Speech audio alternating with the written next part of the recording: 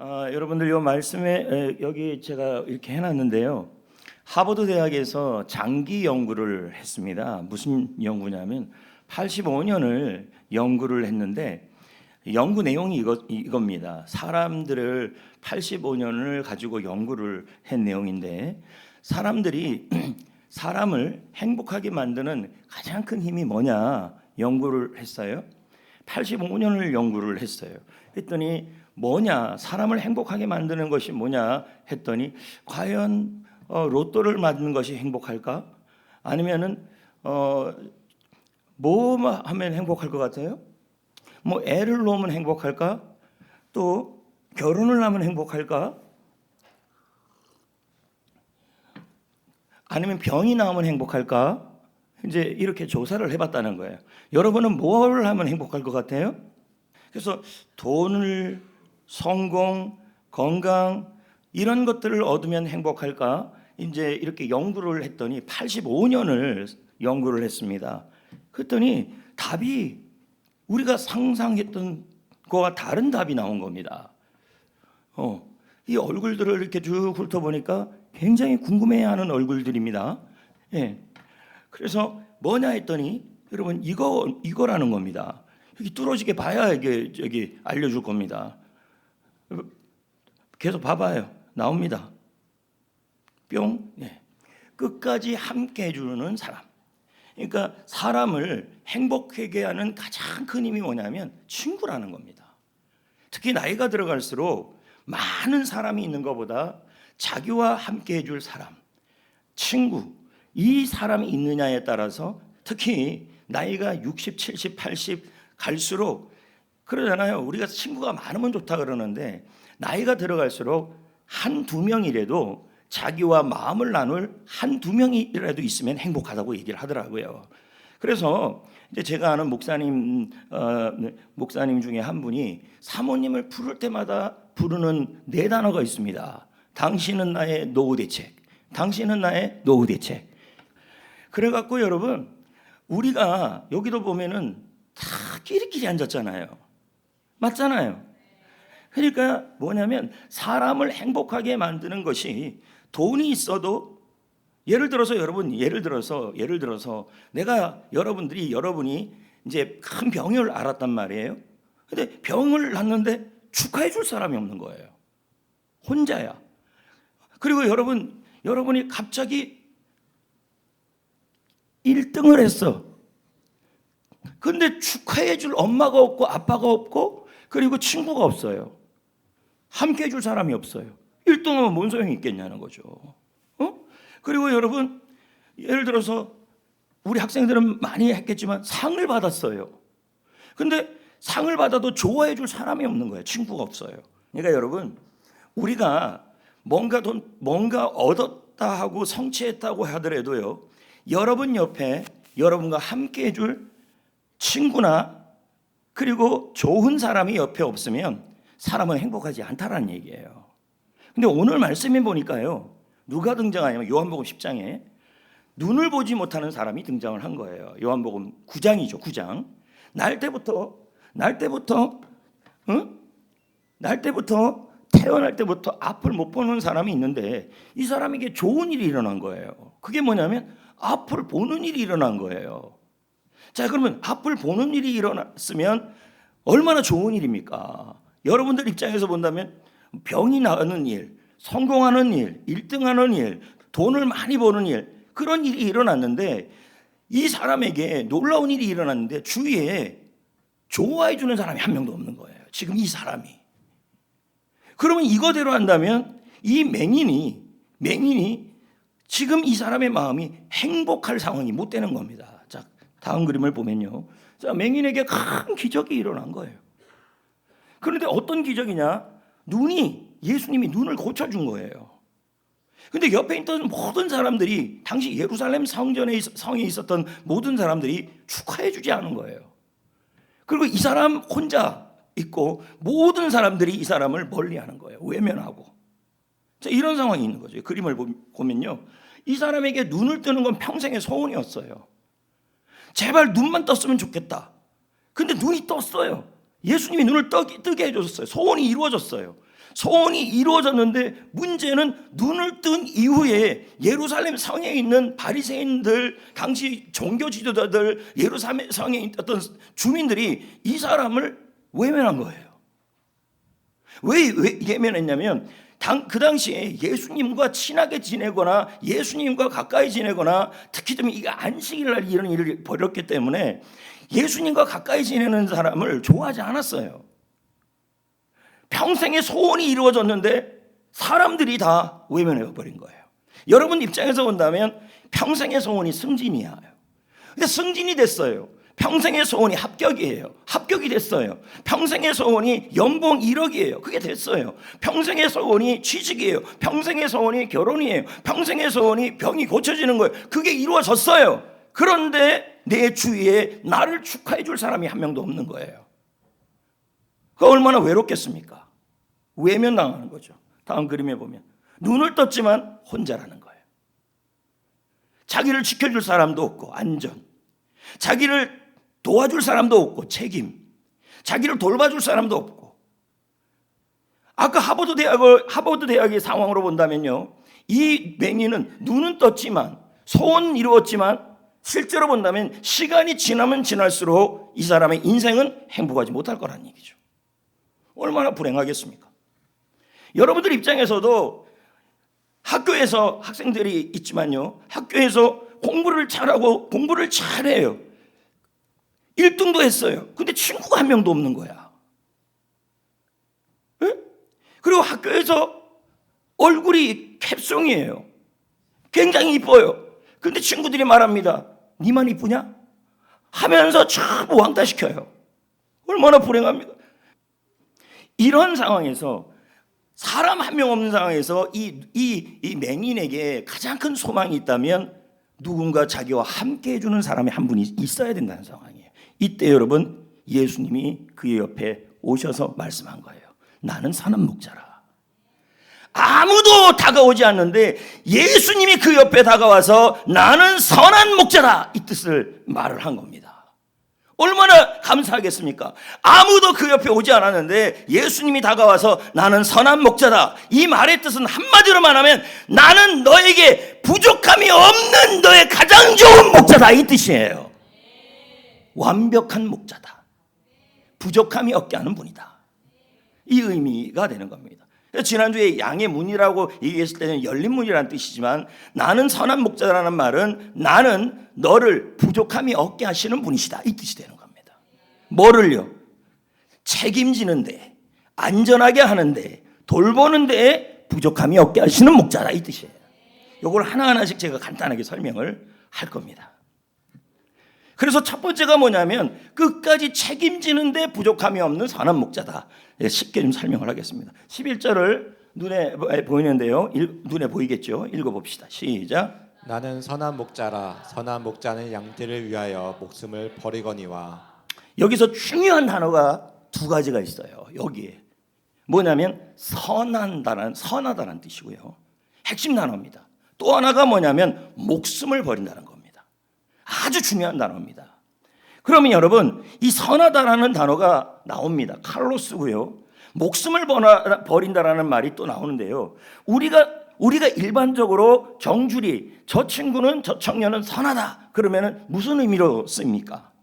그럼 여러분 여기 있는 정경이 성도를 향해서 야, 좀 선한데 라고 말할 수 있습니까?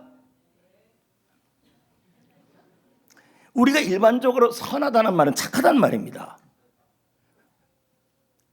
착합니까? 본인이 얘기하시면 안 되죠. 우리 한국에서 선하다라는 표현은 마음이 선하다는 말은 마음이 이쁘다는 뜻입니다. 그리고 성격이 좋다는 것입니다. 우리 교회 여성들은 선합니까?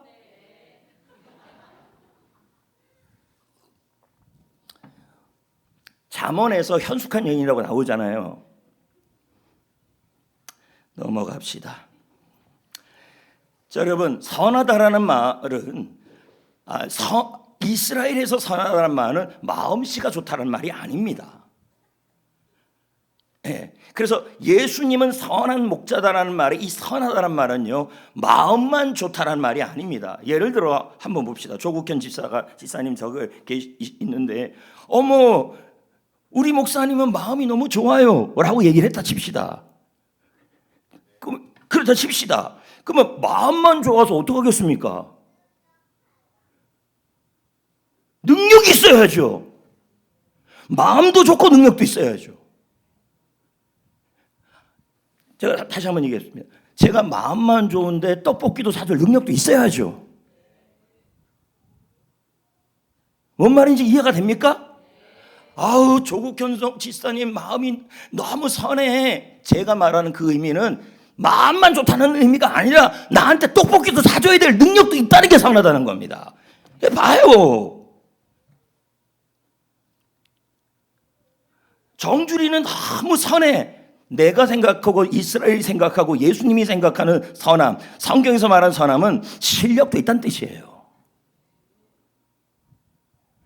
예수님이 선한 목자라는 말은 마음도 은혜로우시고 능력도 있다는 뜻이에요. 예수님이 선한데 아무 능력도 없다면 우리에게 뭐예요?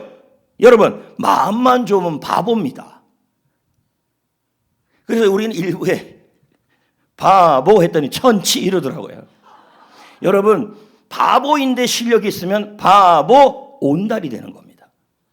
이해가 됩니까? 근데 마음도 좋고 실력도 있는데 움직여야 사줘야 되는 거 아닙니까? 안 사주면 선한 게 아닙니다. 그래서 조국현 집사가 저한테 목사님은 선해요. 마음도 좋고 떡볶이를 사줄 돈도 있어요. 근데 안 사줘요. 그러면 선한 게 아니에요. 행동도 좋아야 돼요. 그래서 제가 조국현 집사님은 참 커피 사주는데 선해. 이 말은 뭘까요? 마음도 좋고 커피 사줄 돈도 있고 사가지고 와요. 이게 선한 거예요. 오다가 자기가 홀랑 먹어버렸어요. 그럼 이건 선한 게 아니에요. 선한 건 저한테 직접 끝까지 갖고 와야 돼요. 끝까지. 이게 선한 거예요. 완벽하게 이해가 됐죠? 그래서 예수님은 선한 목자라는 말은 뭐예요? 은혜로우시고 능력이 있으시고 움직이시고 끝까지 행동하시는 분이죠. 이해가 됩니까? 그래서 여러분 그 맹인에게 예수님이 나는 선한 목자다라는 말은 끝까지 책임지시는 분이시다 이 뜻이에요. 부족함이 없게 하시는 분이다. 이걸 완벽하게 하셨던 조선시대 의사가 한 분이 있는데 바로 허준입니다. 허생원 말고요. 자, 허준은 가난한 사람을 외면합니까? 의술이 있습니까? 있죠. 의술이 있는데 움직여야 될 거 아닙니까? 밤에도 갑니다. 끝까지 고쳐줍니다. 이게 선함이에요. 예수님은 선한 목자입니다. 부족함이 없는 분이십니다.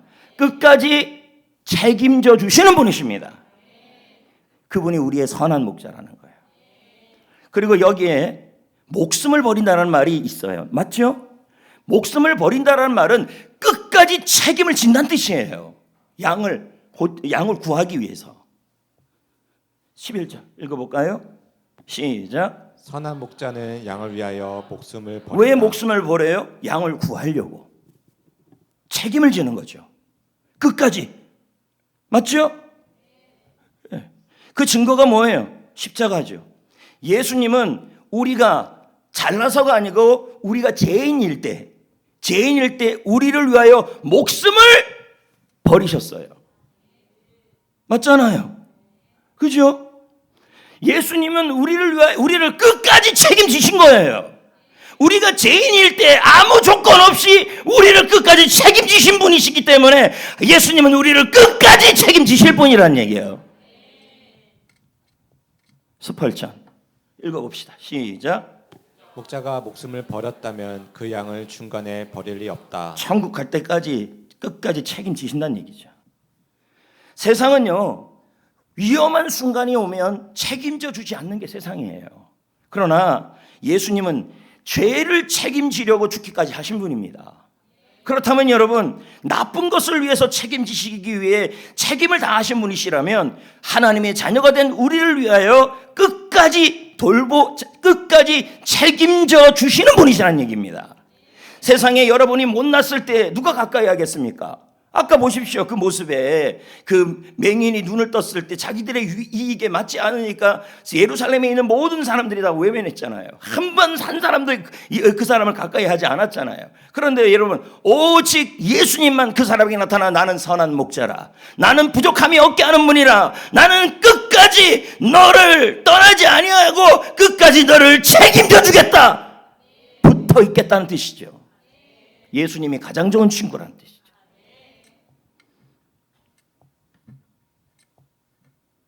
여기 보면 엄마가 나오죠. 이 엄마는 선한 엄마입니다. 그러면 학생들이 얘기했죠. 우리 엄마는 선한 엄마입니다. 착한 엄마를 말하는 게 아닙니다. 선한 엄마는 착하고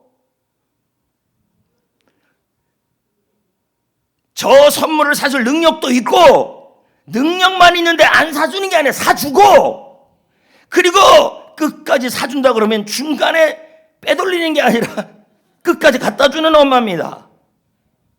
우리 하나님은, 우리 예수님은 우리가 무엇을 먹을까 입을까 염려하지 말래요. 끝까지 책임져 주시는 선한 목자라고 말씀하는 겁니다. 믿으시길 축복합니다. 그래서 첫 번째 결론은 뭡니까? 예수님은 우리를 끝까지 책임지시는 선한 목자, 우리를 부족함이 없게 하시는 선한 목자라는 얘기죠.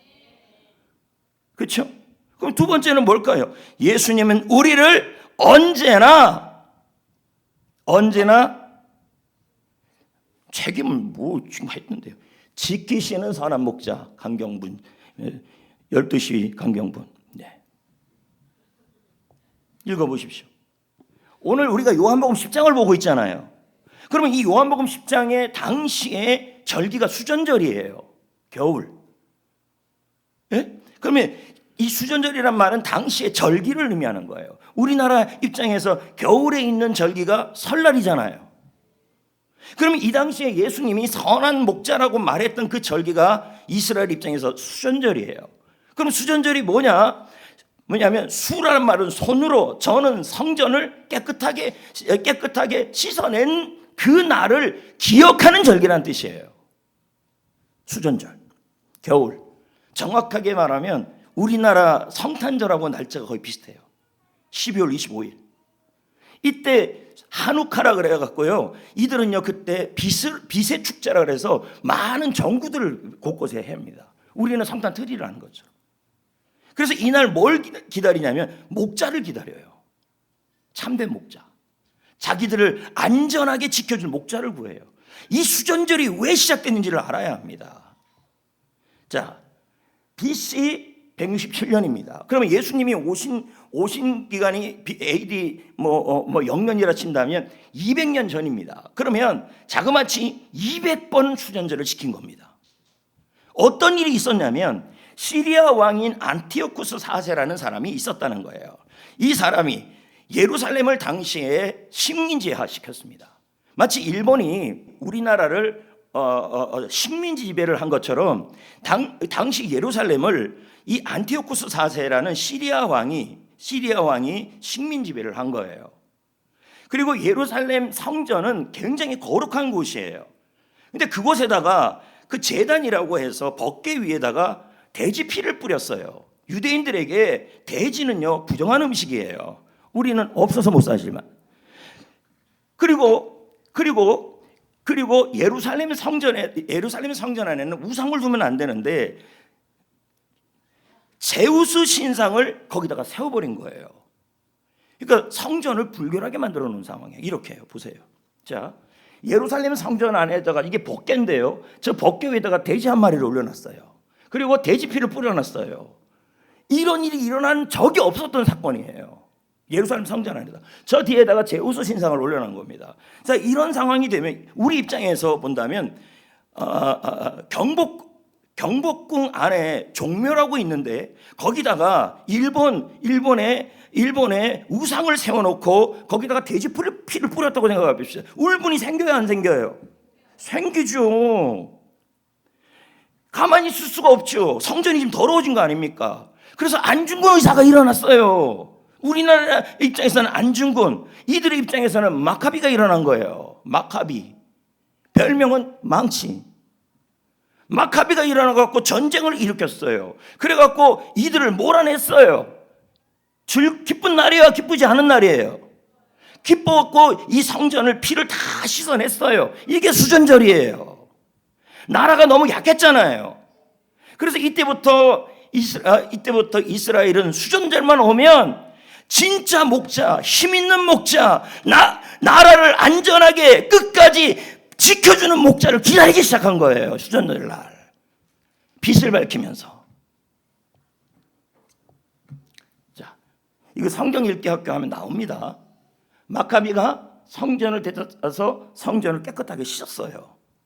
그래서 이날 수전절 날 유대인들은 뭐냐면 전구를 모두 켜놓고 나서 또는 촛불을 전부 켜놓고 나서 누구를 기다리냐면 참된 목자가 와가지고 이 이스라엘 유다라고 하는 이 예루살렘을 안전하게 끝까지 보호하고 지켜줄 그 목자를 기다리는 절기가 바로 이 수전절이에요.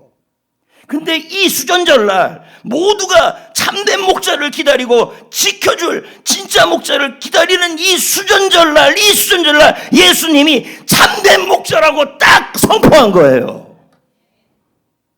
놀라운 절기죠. 나는 너희들을 언제나 안전하게 보호해 줄 진짜 목자다! 외친 거죠. 대단한 일이에요. 지금 대단한 일이죠. 그러니까요.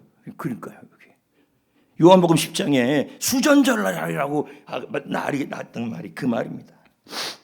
근데 바리새인들은 계속 뭐라 그러냐면 너희들의 안전은 참된 목자가 하지 않았기 때문에 이렇게 해야 안전이 지켜진다 하면서 자꾸 조건을 달아요. 규칙을 어기면 하나님이 덜 사랑하고 하나님이 너희들을 안전하게 지키지 않아. 계속 그렇게 얘기를 해요. 바리새인들이요. 너희들 잘해야 된다. 너희들 못하면 안전하지 못해. 그럼 못하면 뭐예요? 불안해지는 겁니다. 바리새인들이.